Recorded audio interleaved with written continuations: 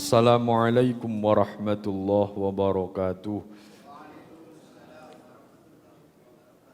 Bismillah, alhamdulillah, wassalatu wassalamu ala rasulillah Sayyidina wa maulana Muhammad ibn Abdillah. La hawla wa la quwwata illa billah. Qalu subhanaka la ilma lana illa ma 'allamtana innaka antal alimul hakim. Qala rabbi shrah li sadri wa yassir li amri wahlul 'uqdatam min lisani yafqahu qawli. Amma ba'd. Hadirin jamaah salat subuh ingkang sami dimulyakaken Allah. Monggo kita lanjutaken ngaji kita kitab Bulughul Maram. Saderengipun kita maos Fatihah ingkang kita hadiahaken dumateng Kanjeng Nabi Muhammad sallallahu alaihi wasallam. Nomor kali kangge musannif kitab ini Ibnu Hajar Al-Asqalani. Nomor 3 kangge hajat kita sedaya, mugi-mugi Allah paring kemudahan atas semua hajat kita. Al-Fatihah. A'udzu billahi minasy syaithanir rajim. Bismillahirrahmanirrahim. Alhamdulillahi rabbil alamin. Arrahmanir rahim. Maliki yaumiddin. Iyyaka na'budu wa iyyaka nasta'in. Ihdinas siratal mustaqim. Siratal ladzina an'amta 'alaihim ghairil maghdubi 'alaihim waladdallin. Amin. Hadis nomor gangsal. Enten sing betok kitab untuk menapa? Biar bisa baca. Wa an Abi Hurairah, diceritakan saking Abi Hurairah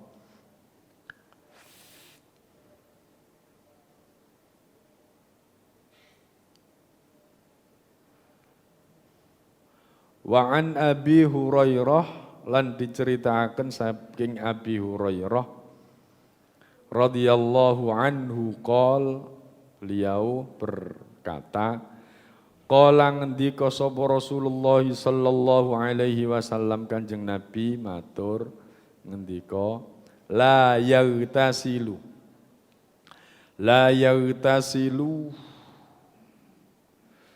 ojo adus sapa ahadukum salah siji sira kabeh filma iddaimi ing dalem banyu addaimi kang meneng. Wa huwa hale utawi ahad iku junub. Ya. Wan Abi Hurairah, diceritakan dari Abi Hurairah radhiyallahu anhu qala Rasulullah sallallahu alaihi wasallam, Rasulullah sallallahu alaihi wasallam bersabda, la yaghtasilu, tidak boleh mandi ahadukum salah siji di antara kita filma iddaimi di air addaimi yang diam, tidak mengalir. Wahua, dan seseorang yang mandi itu junubun, dalam kondisi junub, diriwayatkan oleh Imam Muslim. Walil Bukhari lan iku kedua Imam Bukhari, la ya bulanna, ojo temen-temen nguyu sopo ahadukum salah siji sira kabeh filmai ing dalem banyu adda imi kang meneng, alladzi la yajri kang ora melaku opo banyu, thumma yaghtasilu nuli adus sopo ahad fihi ing dalem ma'uddaimi, fihi ing dalem banyu kang meneng. Wali Muslimin lan iku walil Bukhari. Nah, ini menurut Imam Bukhari redaksinya beda dengan yang diriwayatkan oleh Imam Muslim tadi. Kata Imam Bukhari, la ya bulanna, janganlah sekali-kali kencing ahadukum salah satu di antara kalian filma iddaimi di air yang diam, alladzi la yajri yang tidak mengalir, tsumma yaghtasilu fihi kemudian ia mandi di dalamnya. Wali muslimin dan iku kedua Imam Muslim, minhu, lafat minhu ya. Kalau menurut Imam Muslim yang lainnya ya, dalam hadis yang lainnya Beliau tidak mengatakan summa yaghtasilu fihi, tapi lafadznya summa yaghtasilu minhu. Nah, minhu arti minhu itu dari air itu. Kalau Bukhari tadi fihi, di dalam air itu. Wali Abi Dawud lan iku kedua Imam Abi Dawud wala yaghtasilu lan ojo adu sapa sira fihi ing dalem banyu kang meneng minal janabati saking junub. Hadirin jamaah rahimakumullah, ini hadis diceritakan dari Abu Hurairah. Tapi ketika diriwayatkan oleh Imam Muslim, oleh Imam Abu Dawud, oleh Bukhari, itu beda-beda. Ya, jadi sumbernya memang satu, tetapi kemudian lewatan dari hadis itu macam-macam sehingga redaksinya beda. Tapi kalau kita ketahui dari hadis ini, la yaghtasilu ahadukum fil ma'id daimi. Larangan bagi kita yang dalam kondisi junub mandi di air yang diam. Mandi di air yang diam. Nopo kok dilarang? Ayo. Nopo Pak? Nen? Nopo? Ayo, yang terjadi sakit. Ya balik ngaji biyen niku. Napa kok mboten pareng? Karena kalau air sedikit itu dikhawatirkan. Dikhawatirkan apa? Kecemplungan najis. Kalau kecemplungan najis dalam kondisi air itu sedikit, walaupun tidak berubah warna, rasa dan baunya, tetap dalam kondisi najis. Tat, gak ngerti ya tat, nek kelebon najis. Teleki nopo cecek, mosok ketok teleki cecek mlebu teng mriku. Kan gak mungkin teleki cecek mari ngono dadi coklat kabeh banyu sak betap niku kan mboten. Ya. Ini air yang sedikit mungkin kalau kita sekarang ini mandi di betap ya. Tapi kalau betap kan diisi pada waktu mau mandi. Nah, nih teng Surabaya jedinge cilik-cilik soalnya sak meter kali sak meter kan cilik ya. Nih ngene daerah-daerah jedinge iso-iso 2 meter kali sak meter, 2 meter kali 2 meter. Jedinge dhewe iso kena dileboni, dicemplungi. Ya. Artine gede-gede. Nek jedinge gede, nek wong desa-desa sing gede-gede ngoten niku, masih yo dicemplungi napa mau? Teleke cecek katakannya. Asalkan airnya itu tidak berubah bau, rasa dan ininya, enggak apa-apa. Ya. Tapi kalau di Surabaya yang tempat mandinya itu timbo biasa, timbo cilik misalnya, itu lebih baik ya diperbarui sebelum mandi itu, dibuang dhisik marung diperbarui. Dan ketika mandi kalau bisa airnya mengalir, artinya apa? Keran itu jalan, keran jalan sampai luber-luber kayak mandi, utamanya junub, mandi menghilangkan najis, itu begitu. Kalau enggak begitu, dikhawatirkan. Kecemplungan najis, jadi airnya najis. Najis untuk menghilangkan hadas, sakit nama badan. Nah, jadi yang digunakan untuk menghilangkan najis dan menghilangkan hadas adalah air yang suci dan mensucikan. Lho Pak, kula teng hotel niku mandine teng betap, Pak. Mosok mboten pareng. Mari junub atus nang betap kum-kum. Enak ya, enak napa mboten? Enak. Pegel-pegel ilang ya. Kan banyu panas kum-kum kira-kira setengah jam, Mbak. Nggih mboten napa-napa jenengan kum-kum, tapi jangan dihukumi sudah suci. Harus dibilas. Terakhir dibilas pakai shower. Suci, tidak apa-apa. Yang tidak boleh itu hanya ketika panjenengan niat untuk menghilangkan hadas, panjenengan pakai air yang diam, pakai air sedikit lagi.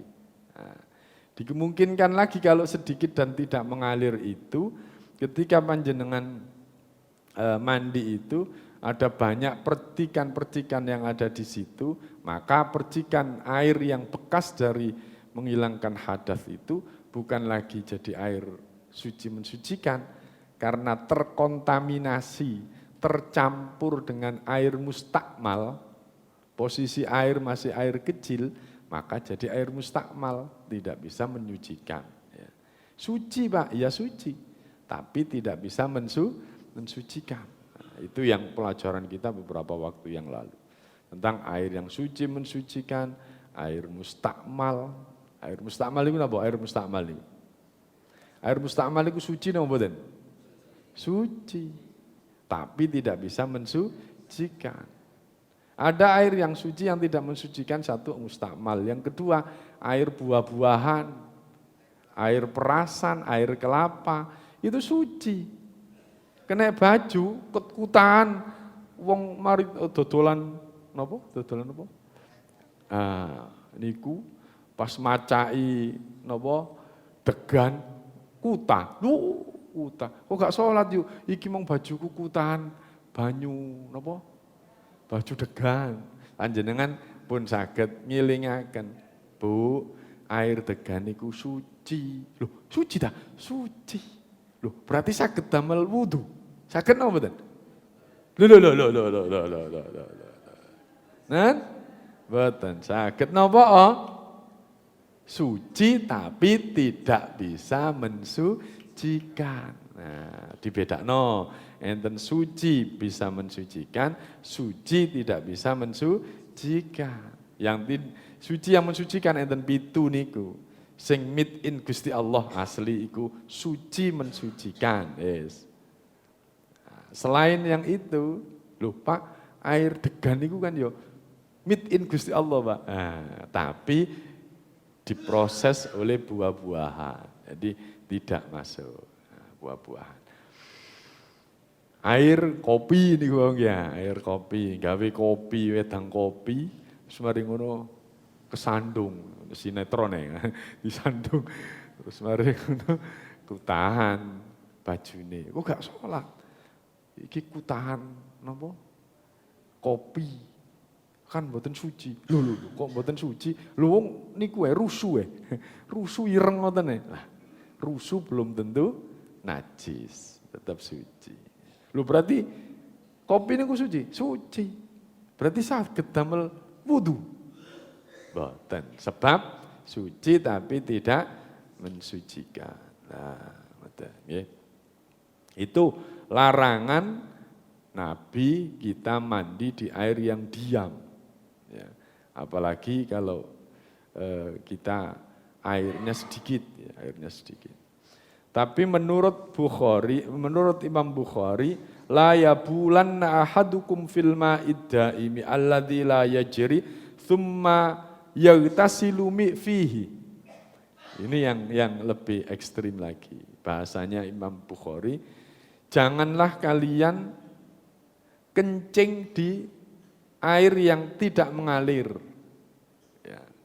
Summa yaghtasilu fihi, kemudian mandi di dalamnya. Mari dikencingi terus digawe adus.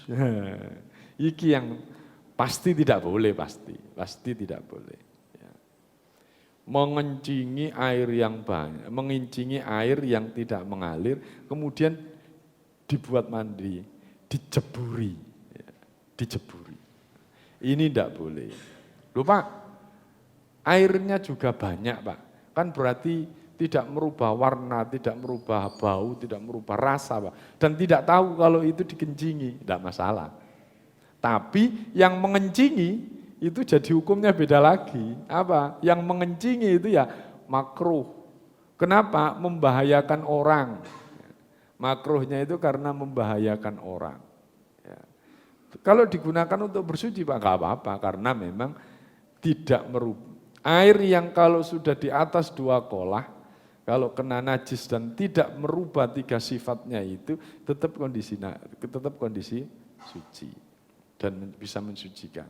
Tetapi yang mengencingi itu makruh karena membahayakan orang itu, tidak boleh. Itu di kitab Subulus Salam karangannya As-Sun'ani itu mengatakan demikian. Ya. Mengatakan demikian. Wali muslimin dan kedua Imam Muslim minhu, mandi dari air yang dikencingi itu. Nah ini. Mandi dari air yang dikencingi itu tidak boleh kalau memang air wis titik dikencingi ya. Itu berarti kan jadi najis. Minhu, mandi dari air yang sedikit yang dikencingi tadi itu tidak boleh karena airnya jadi air najis. Tapi kalau banyak Pak, ya enggak apa-apa karena tidak berubah warna tadi. Tetapi jadi makruh tadi itu. Makruh kepada siapa? Yang mengencingi. Yang wudu, yang tahu kalau itu dikencingi itu bisa jadi makruh. Kenapa? Mamangnya itu loh yang jadi makruh. Mamangnya dulu mari dikencingi iki mau ojo-ojo. Rasane kan ya ojo-ojo kan gak. Gara-gara ojo-ojo iku dadi makruh. Jadi makruh. Kalau banyak, tapi kalau sedikit para ulama bersepakat itu najis dan haram. Wali Abi Dawud wala yaghtasilu fihi minal janabati. Nah, dari jinabat. Oke, bon niku tentang mandi di air yang sedikit ya.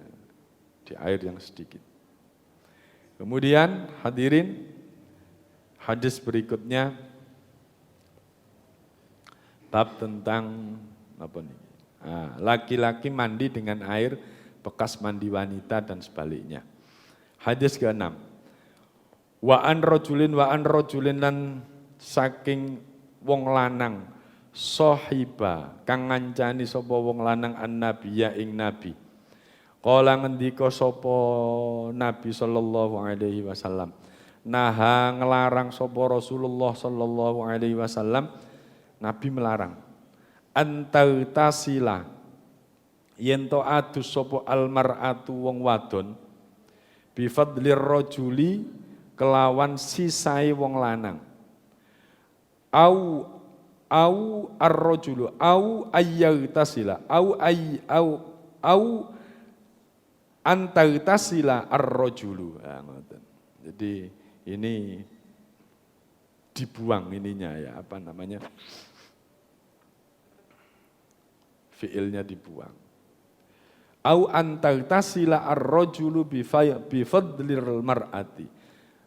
Atau utawa mandi sapa ar-rajulu wong lanang bifadlil mar'ati kelawan sisa banyune wong wadon. Zada nambah musaddad wal yaghtarifa mongko nyawu karune jami'an halis kabehane. Akhrajahu ngetokaken hu ing hadis sapa Abu Dawud wan Nasa'i dan Imam Nasa'i wa isnaduhu sahihun dan sanadnya sahih. Wa an rajulin dari seorang laki-laki sahiban Nabi yang menjadi sahabat Nabi berkata, naha Rasulullah sallallahu alaihi wasallam, Rasulullah melarang antagtasilal mar'atu jika perempuan mandi bifadlir rajuli dengan sisa air laki-laki. Awir rajulu atau orang laki-laki mandi dengan bifadlil mar'ati dengan sisanya perempuan. Zada musaddad nambah perkataan musyaddad wal yaghtarifa jami'an, hendaklah keduanya menciduk jami'an bersama-sama. Akhrajahu Abu Dawud wan Nasa'i wa isnadu sahih. Nah, niki hadis larangan kita mandi dari bekasnya laki-laki maupun bekasnya perempuan. Mandi airnya sedikit, dikhawatirkan kalau dulu zamannya Nabi itu kan kalau kita lihat dari rumahnya Nabi ya kecil, tidak seperti orang sekarang. Jadi mandi sisanya itu dikhawatirkan itu tadi, jadi airnya terpercik, terkontaminasi, tercampur dengan air yang mustakmal. Ya. Itu. Sehingga ditambah dalam hadis itu oleh Musaddad, lebih baik kalau airnya sedikit, boleh mandi itu dicawui, cebok, terus kemudian mandi dan agak jauh biar tidak nyiprat. Ya. Itu tidak apa-apa. Tapi kalau dijeburi ini airnya sedikit, itu yang dimaksud itu seperti itu. Jebur, sisa jeburan tadi itu, panjenengan jebur ke situ juga. Itu tidak menghilangkan junub kita, tidak menghilangkan hadas maupun najis kita. Ini hadis yang pertama. Ada hadis lain, ya, ada hadis lain yang beda. Ya. Wa ani bin Abbasin. Nah ini kita biar punya wawasan. Ya. Wa ani bin Abbasin lan diceritakan saking Ibnu Abbas radhiyallahu anhuma annan nabiyya sallallahu alaihi wasallam setune Kanjeng Nabi kana ana sapa nabi yagtasilu iku kana ana sapa nabi yagtasilu bi fadli Maimunah. Nabi itu mandi dengan sisa airnya Maimunah. Akhrajahu Muslim, dikeluarkan dari Imam Muslim. Wali ashabis sunani lan iku kedue ashabis sunan. Hadis yang diceritakan oleh beberapa imam-imam yang punya kitab sunan. Ada Sunan Abu Dawud, ada Sunan Nasai, ada Sunan Tirmidzi. Ya. Di beberapa kitab-kitab sunan itu redaksinya irtasala mandi ba'du azwajin Nabi, sebagian dari istri-istrinya Nabi fi jafnatin di di tempayan wadah gitu ya, bejana air. Kalau sekarang mungkin napa niki timbo.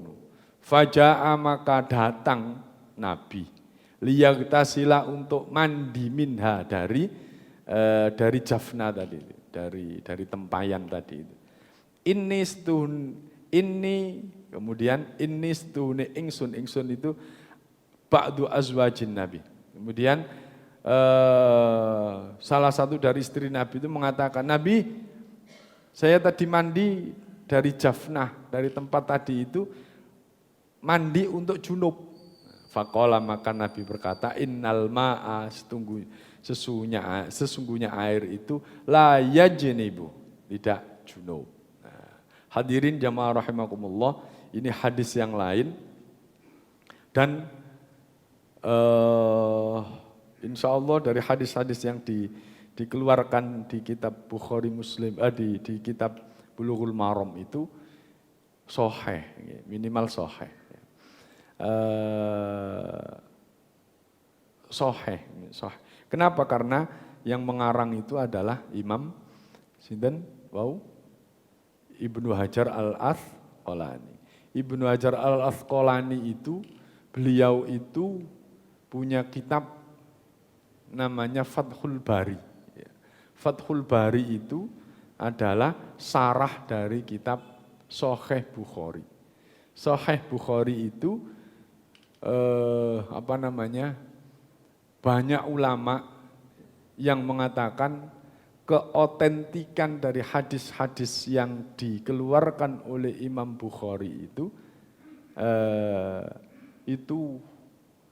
nomor 1 ya. Kemudian nomor 2-nya Imam Muslim. Bahkan ada yang mengatakan setelah Al-Quran itu yang bisa dipercaya keotentikannya itu ya hadisnya Imam Bukhari. Dan yang menyarai kitab Bukhari itu ya yang pengarang kitab ini, kitab Bulughul Maram. Sehingga hadirin jamaah rahimakumullah, Loh itu kok kontradiktif Pak, antara hadis yang pertama dengan hadis yang kedua. Kok kontradiktif Pak? Nah, kita dari kontradiksi hadis yang pertama yang kedua itu banyak orang yang menganalisa. Ya. Ada yang menganalisa dari sisi sanad. Sanad itu orang yang mengantarkan hadis itu. Ya. Hadis ini, ucapan Nabi ini dari ini, dari ini, dari ini, dari ini, itu yang mengantarkan. Itu namanya analisa sanad. Ada yang menganalisa dari sisi matan. Matan itu isinya, hadisnya, isi hadis itu. Kalau hadis ini tidak sesuai dengan Al-Quran, kalau hadis ini tidak sesuai dengan hadis yang lain, itu berhukum ono sing soheh, ono sing dhaif, ono sing maudhu, dan lain sebagainya. Tapi hadirin jamaah rahimakumullah, dalam hal ini kita bukan kapasitasnya untuk itu. Ya. Bukan kapasitasnya untuk mensohehkan, mendhaifkan hadis, apalagi yang kita baca ini hadis-hadis dari Ibnu Hajar Al-Asqalani yang pernah mensyarahi kitab Sahih Bukhari. Ya. Sehingga kalau tahu ada dua hadis yang berbeda begini, kalau saya baca di kitab Subulus Salam dari sarahnya kitab ini, itu dibiarkan. Dibiarkan itu ya sudah, itu bagian daripada ini. Perbedaan isi dari hadis. Kenapa kok bisa beda? Itu dilihat dari konteksnya. Ya. Ada sesuatu. Ya. Kenapa Nabi kok melakukan begini? Kenapa kok Nabi kok melakukan begini? Kok beda? Kenapa? Karena memang Nabi beberapa kali itu beda. Pernah ditanyai Nabi, ditanyai oleh sahabat itu. Nabi, amal apa yang lebih baik? Gitu. Ada yang Nabi pernah mengatakan, la taghdab, jangan marah. Kemudian Nabi ditanyai, amal apa yang lebih baik Nabi? Sholat jamaah. Amal apalagi Nabi yang lebih baik? Sholat tepat waktu. Loh kok beda-beda? Padahal pertanyaannya sama. Nah, itu dilihat dari konteksnya. Siapa yang dihadapi, siapa yang bertanya. Yang bertanya, orang sing kakean marah-marah, Nabi mengatakan amal yang terbaik, ojo muring-muring.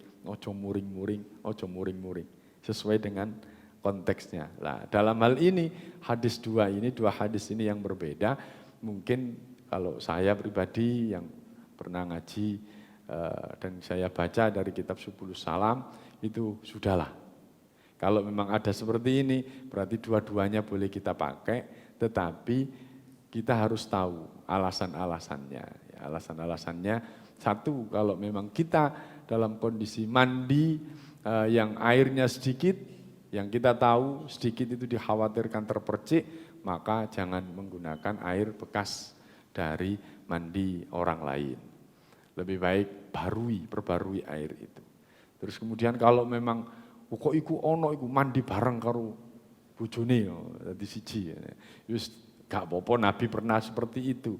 Tetapi kita harus hati-hati menjaga air itu tetap dalam kondisi suci mensucikan. Kalau memang mandinya di shower Pak bareng-bareng, ya gak apa-apa kan mengalir.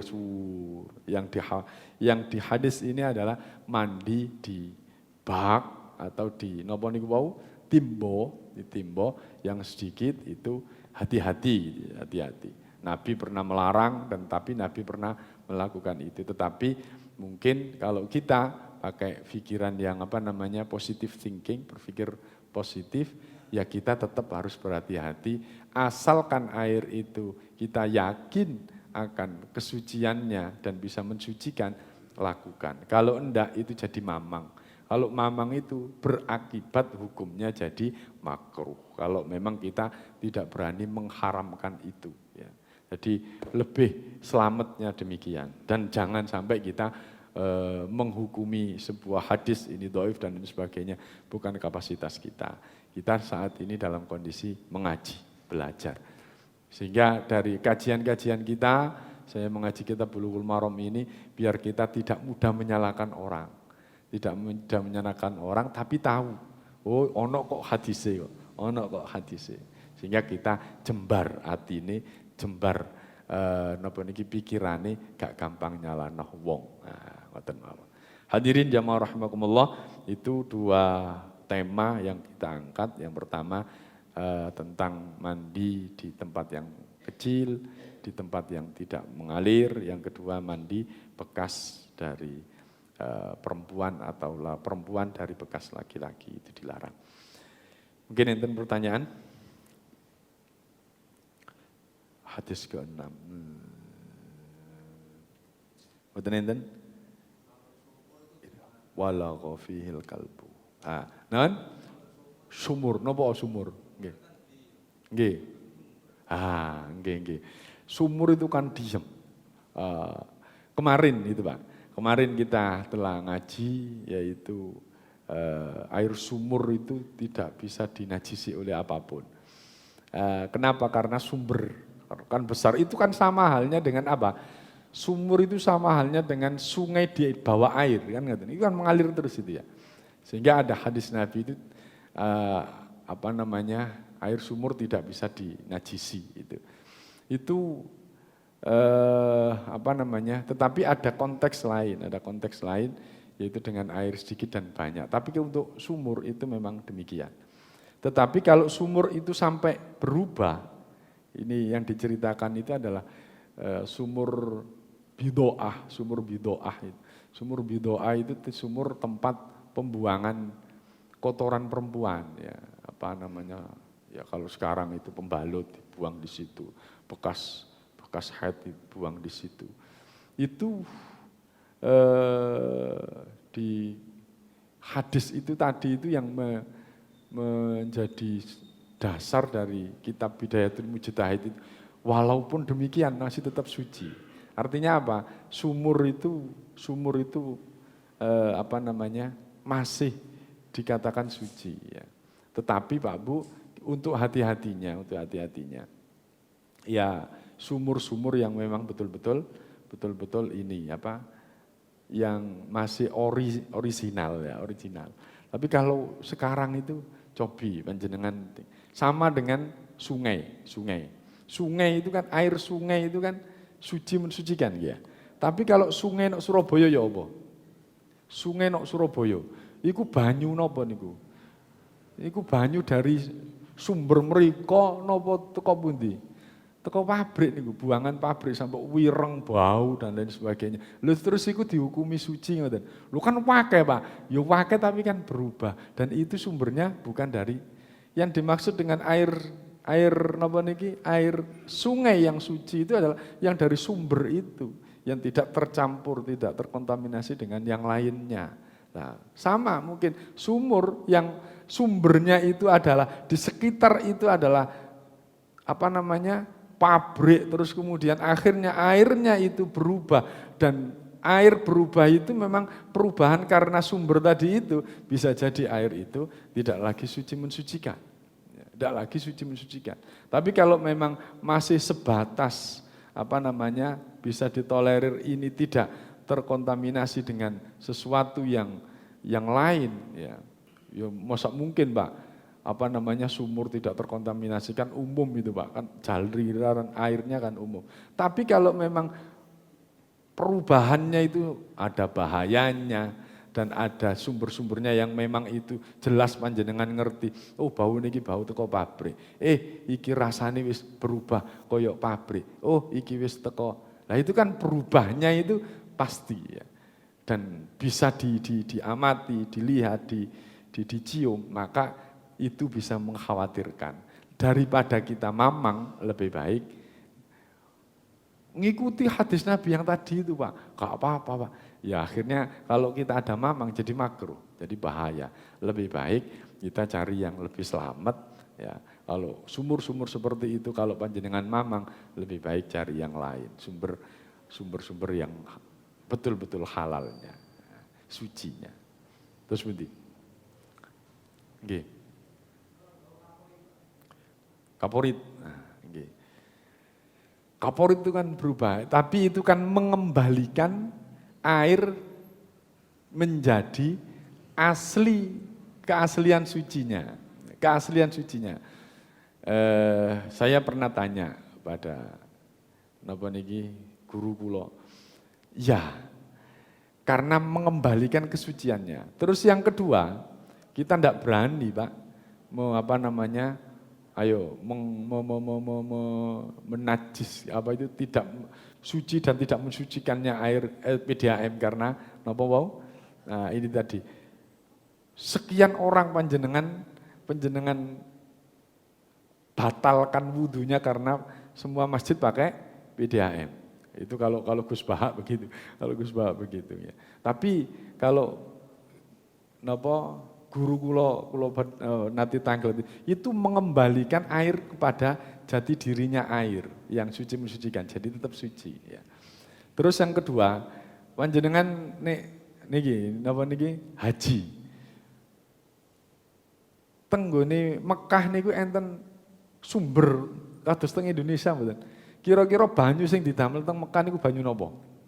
Ayo. Banyu sumur napa banyu laut? Mboten enten sumber mriku, Pak. Sumber niku cuma enten setunggal napa? Air Zam-Zam niku. Golek sumber angel. Sehingga semua orang paham bahwasannya air yang ada di Mekah yang tidak pernah sat, ya, tidak pernah sat untuk buat mandi jamaah sakmono akeh. Ya. Ayo panjenengan haji, banyune mesti lancar dan luber-luber. Keran dibuka terus lho gak tahu entek. Ya. Padahal gak koyo Indonesia ono sumbere. Lho ngono gak entek-entek. Teko ndi? Ya pastinya dari laut. Lho laut niku banyune napa? Asin. Lho asin terus kemudian disuling menjadi tawar loh itu. Akhirnya jadi tawar. Artinya apa? Mengembalikan kepada keaslian dari air dari asin menjadi tawar, itu pun juga boleh. Berarti air yang keruh karena kotornya di sungai, karena kotoran debu-debu itu terus kemudian disuling, kemudian salah satu diberi kaporit, itu bisa suci, mungkin bisa disamakan dengan air laut tadi. Wallahu a'lam, monggo didiskusikan malih. Ini kan dari sumber saya, dari sumber yang lain, sing luwih pinter sik kathah panjenengan saged ngaji malih.